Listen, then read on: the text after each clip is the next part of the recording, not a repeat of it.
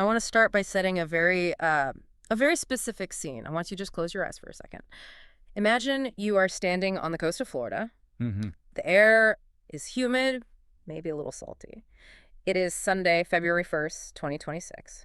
And if you look out toward the horizon, toward the Kennedy Space Center, specifically Launch Pad 39B, you see it. The Space Launch System, the SLS. It's just massive. It's towering there. And perched right on top is the Orion spacecraft. Right. Now, to the casual observer driving by on the highway, it probably just looks like a rocket sitting on a pad, maybe waiting for a photo op. But that is not what is happening today, is it? No, not even close. It might look static from a distance, but that vehicle is currently a living, breathing beast. We are in the middle of a critical, high-stakes operation. This is the Wet Dress Rehearsal. And just so we're clear on the stakes here, we aren't just testing a piece of hardware for the fun of it. This is the prelude to Artemis II. Which is the mission that changes everything. I mean, we are talking about taking 4 human beings, Reid Wiseman, Victor Glover, Christina Koch, and Jeremy Hansen, strapping them into that capsule and sending them around the moon. This is the one. This is the mission that proves we can go back. For real. And the timeline for that is incredibly tight. I've seen the report saying no later than April 2026. That is essentially tomorrow in aerospace terms. It's a very aggressive schedule. So if they want to launch in April, this test happening right now, this weekend, it essentially has to go perfectly. It's the final exam. It really is. There is a countdown clock ticking right now in Florida. But here's the twist, and it's one that confuses people. No engines are going to ignite today. That rocket is not leaving the Earth. But the rocket doesn't know that. Ideally, no. The software, the sensors, the tanks, and importantly, the ground controllers, they are all operating under the illusion that they are leaving the planet. So our mission today is to decode this event. I want to move past the headlines. I really want to understand what a wet dress rehearsal actually, physically entails. Okay. We're going to walk through the minute-by-minute timeline that is unfolding right now, from filling tanks to the final seconds. And I really want to understand the logic behind the climax of this test, where they take the countdown to 33 seconds, stop cold, and then force the team to do it all over again. That is the most brutal part of the test. Yeah. It's a design failure. It sounds like torture. It is necessary torture. Well, let's start with the basics then. Section 1, the terminology, wet dress rehearsal. I feel like dress rehearsal is obvious. It's a practice run. Right, that part's easy. But why is it wet? So in the world of rocketry, dry refers to testing the electronics, the software, moving the switches, checking the comms, all the computer stuff. Yeah. But you do all of that without the propellant. So the tanks are empty. It's a safer environment. Correct. Wet means you are introducing the liquid propellants.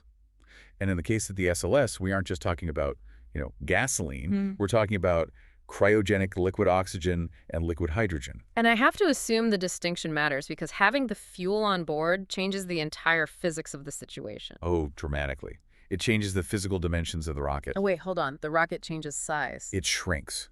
When you load liquid hydrogen at minus 423 degrees Fahrenheit into an aluminum tank, that metal contracts. The entire rocket can shrink by several inches. That is wild. I had no idea. And that shrinkage puts immense stress on the plumbing, the seals, the valves.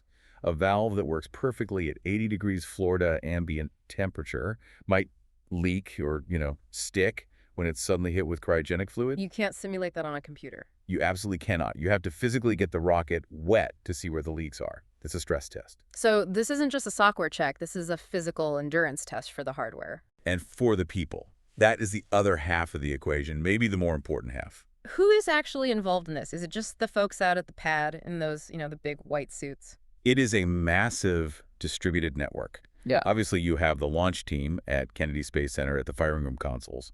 Yep. But you also have the flight control team at the Mission Control Center at Johnson Space Center in Houston. Right. You have the engineering support teams at Marshall Space Flight Center in Alabama who designed the rocket. So everyone is plugged in. Everyone.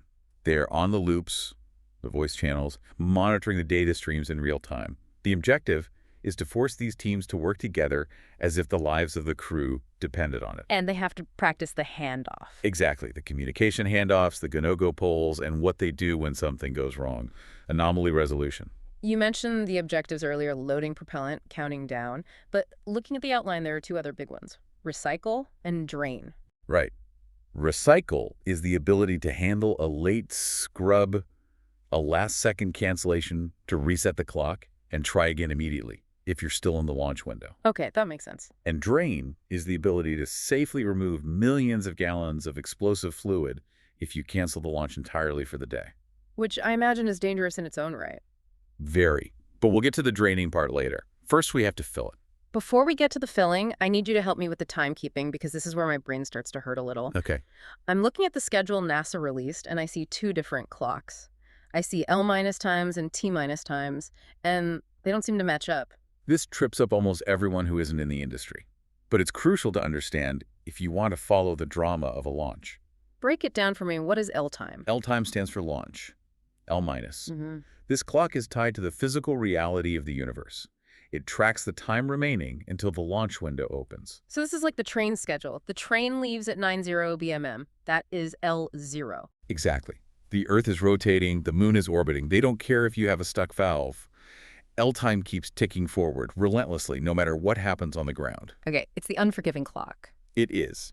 It counts down in real hours and minutes until that precise orbital alignment occurs. Okay, that makes sense. Then what is T time? T time stands for test, or sometimes simply time. This is the sequencer clock. Think of this as the script, or the recipe. It measures the sequence of tasks the computer and the team need to perform. So T minus 10 minutes means we are 10 minutes away from the end of the script. Correct. Now, here is where it gets interesting. You can stop the T clock. You can pause the script. Yes. If a sensor gives a weird reading, the launch director calls hold. The T clock stops at, say, T minus 4 minutes. But remember, the L clock, the universe is still moving. So the train is getting closer to leaving, but you've stopped packing your suitcase. That is a perfect analogy. And if you hold for too long, the L clock runs out. The launch window closes, and the train leaves without you. That's a scrub for the day. I see. So the game is trying to keep the T clock synchronized with the L clock so they both hit 0 at the same time. Precisely. And NASA actually builds holds into the schedule intentionally. They're buffers.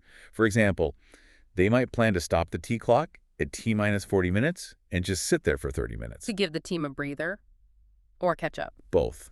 To let them catch up on work, fix small issues, or just wait for the L clock to align perfectly. It's like arriving at the train station 20 minutes early just to be safe. You sit on the bench and wait. Okay, I think I've got it. L time is reality, T time is the plan. You've got it. So for this wet dress rehearsal, when did the clock actually start? The official call to stations happened yesterday, January 31st. The clock started ticking at 8:13 p.m. Eastern Standard Time. That was L minus 48 hours and 40 minutes. And the target, the fake launch time, is set for 9:00 p.m. on Monday, February 2nd. With the whole operation wrapping up in the early hours of February 3rd. It's a multi-day marathon. It's grueling for these teams. Let's walk through that marathon then. Section 3 of our deep dive is the long count.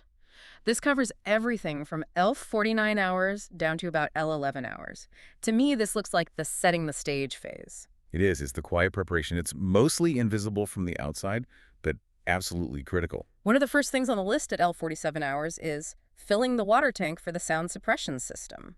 Now, I know rockets are loud, but why do we need a dedicated, massive water tank for sound? It's not just about loudness in terms of hurting your ears, though it would. The acoustic energy from the SLS is so violent that when the engines ignite, the sound waves bounce off the concrete trench of the launch pad and come back up toward the rocket. Like an echo. A physical echo that punches the rocket. It's like a physical force. It can damage the heat shield, rattle the electronics, or even tear the vehicle apart before it ever leaves the ground. Wow. From its own sound. From its own sound. Oh. So just seconds before ignition, they dump nearly 400,000 gallons of water onto the deck. In seconds. How is that even possible? It's a deluge system. Giant pipes, huge valves. It creates this massive curtain of water. The sound waves hit the water, break up the droplets, and turn them into steam.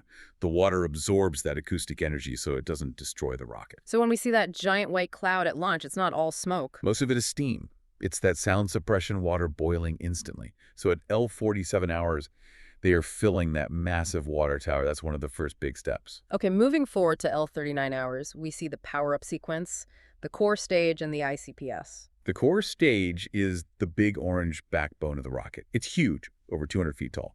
The ICPS, that's the interim cryogenic propulsion stage, is the upper stage that actually pushes the Orion capsule out of Earth's orbit and toward the moon. And at L38 hours, they start prepping the engines, the RS-25s. These are legendary engines. These are modified space shuttle main engines. They've flown before. They're efficient, powerful, and incredibly complex. What does prepping them entail? Oh, it's a long list.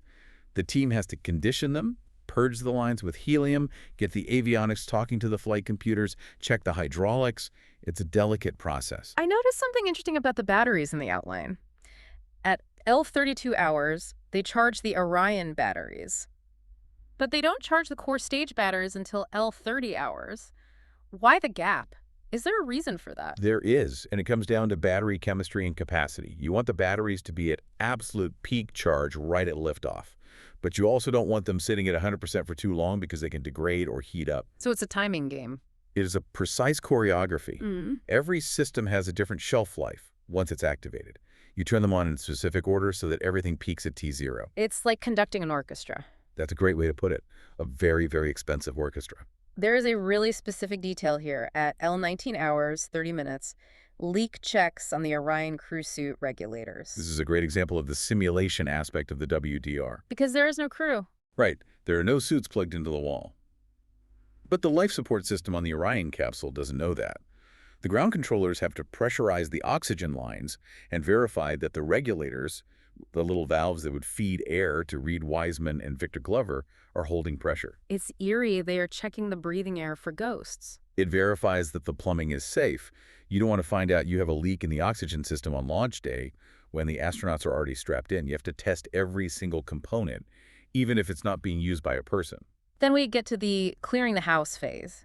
L14 hours, all non-essential personnel leave the pad. The pad is about to become a hazardous area. The risk profile is about to change dramatically. And then at L13 hours, they switch the air to gaseous nitrogen. Why nitrogen? To inert the vehicle. Normal air, it contains about 21% oxygen and some moisture.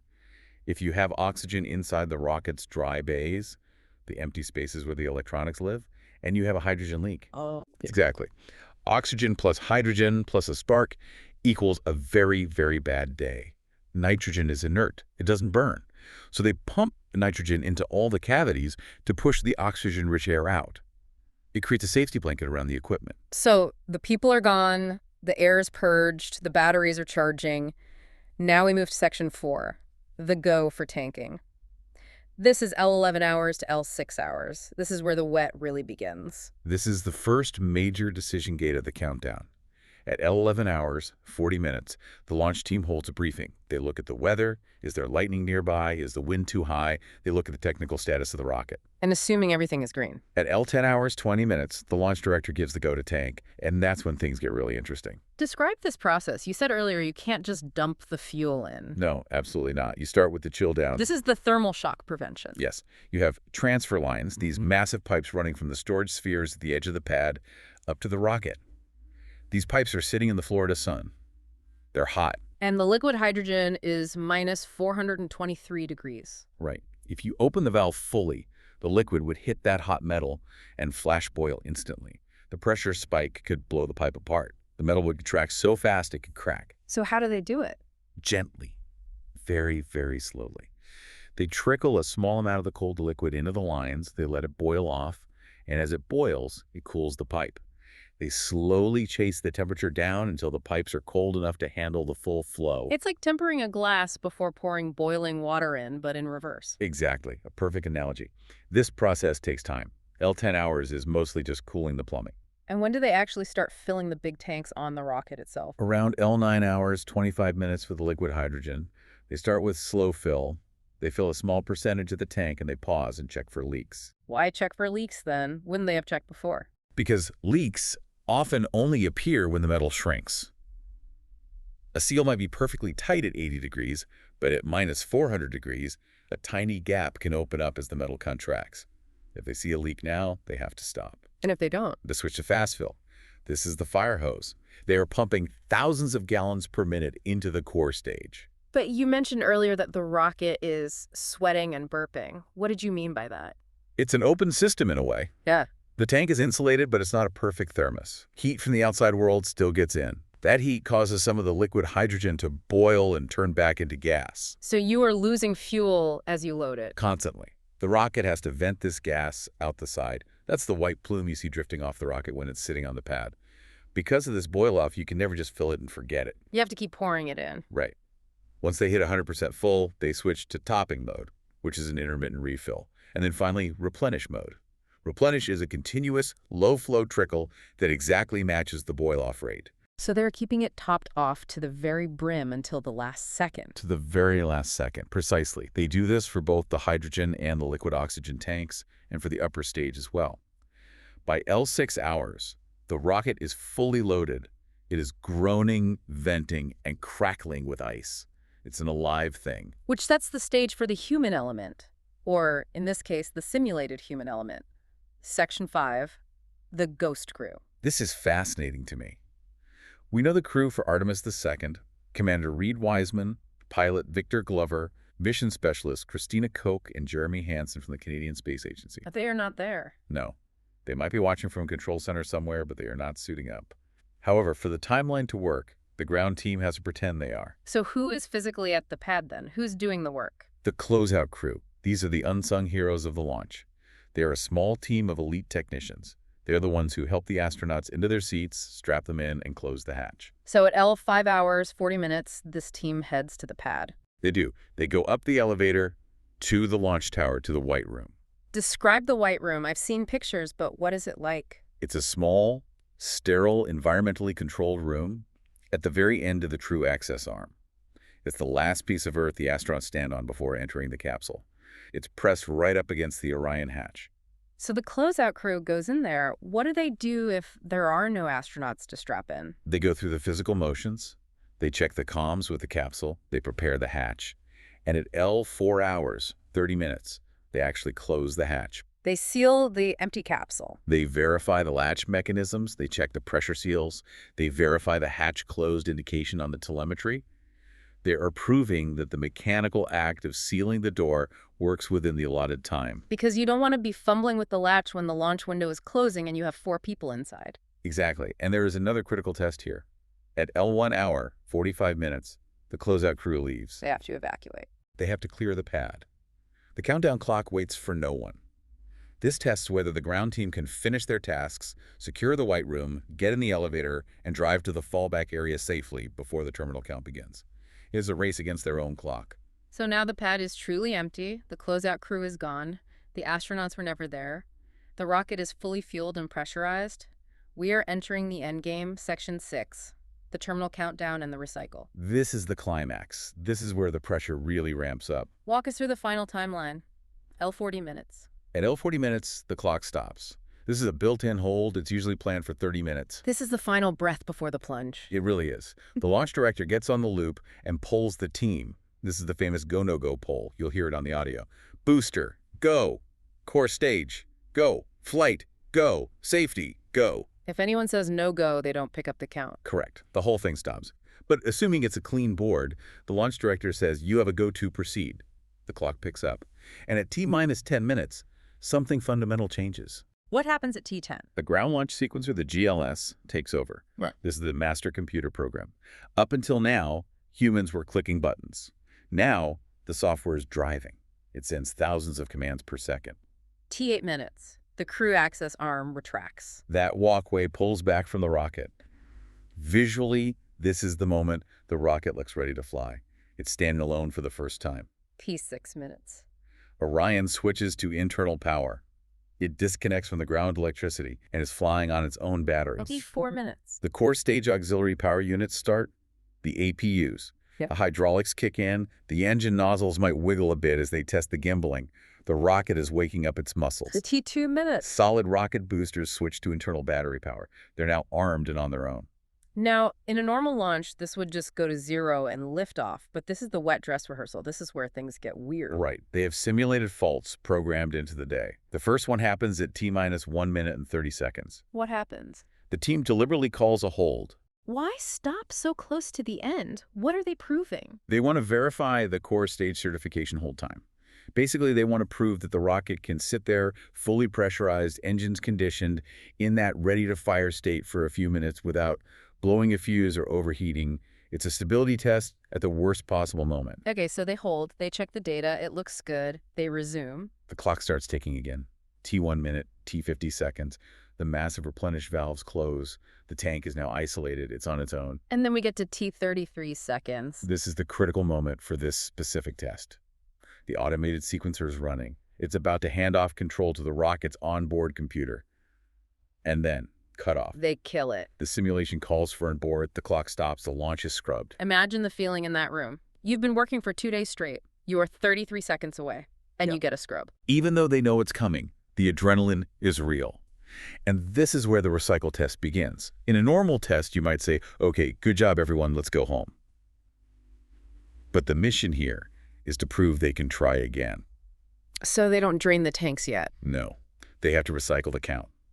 The controllers have to run a specific checklist to safe the vehicle. They have to silence the alarms. They have to reopen the valves to start replenishing the fuel boil off again. But I have to stabilize the bomb, basically. Essentially, yes. Okay. And then they have to reset the clock mechanism back to T-minus 10 minutes. How long does that take? Is that a quick process? It's a scramble. They have a limited window. They are fighting the L clock the real time. If this were a real launch, the window might only be open for another half hour. They have to prove they could do this fast. So they rewind the tape to T10, and then what? They don't just stop there. They do it all again. Simulation 3, the final run, they initiate the terminal count a second time. They really make them work for it. They have to. They need to know that a tired, stressed-out team can execute a flawless countdown on the second try after a major anomaly. So they go down the list again: armor track, power transfer, hydraulics, start. The whole 9 yards. And And they run it all the way down to T33 seconds again. Then, mercifully, the test is over. Cut off.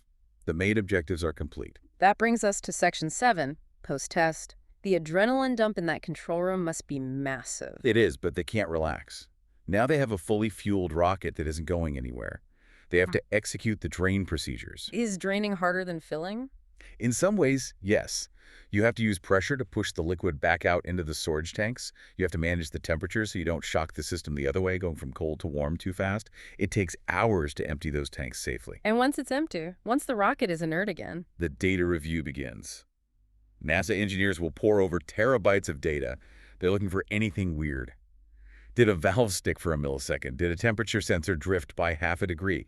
Every little thing is scrutinized. if the data is clean. If the data is clean, then the path is clear. This is the last major system-level test. Once this is done, they will officially set the target launch date for Artemis II. The no later than April 2026 date becomes real. Exactly. This wet dress rehearsal is the gatekeeper. If they pass this test, the road to the moon is open for business. It is incredible to think about. We are literally watching a rehearsal of history. We really are. Think about all the things we just discussed. The chill down of the pipes, the ghost crew hatch closure, the recycle under pressure. Every single one of those steps is designed to buy down risk. It's all about making sure that when Wiseman, Glover, Koch, and Hansen climb into that capsule for real, the machine is boringly reliable. Boring is good in spaceflight. Excitement is usually a bad sign. So as we wrap up, I want to leave our listeners with a thought. While that rocket sits silent on the pad tonight, or will be silent after they finish draining the tanks, it won't be silent forever. No. The next time the team goes through this sequence, the next time they get to that final pull at T10 and everything is go! The next time they hit T33 second, They don't stop. they're not going to stop. They won't stop. The computers will hand off. The RS-5s will roar to life. The solid rocket boosters will light. And humanity will head back to deep space. That gives me chills. So next time you look up at the moon, just remember, there is a massive machine in Florida right now practicing to go there. Thanks for listening to this deep dive. Keep looking up. See you next time.